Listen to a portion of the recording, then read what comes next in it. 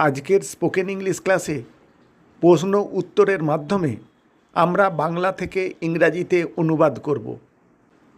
তুমি কি ক্লান্ত? Are you tired? না, আমি ক্লান্ত নয়। No, I am not tired. তুমি এখন কেমন অনুভব করছো?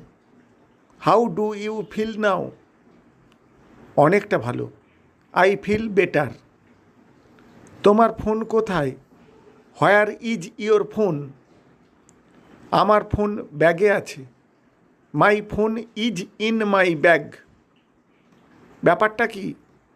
হোয়াটস দ্য ম্যাটার? কিছুই না, নাথিং। আপনি কি বিবাহিত?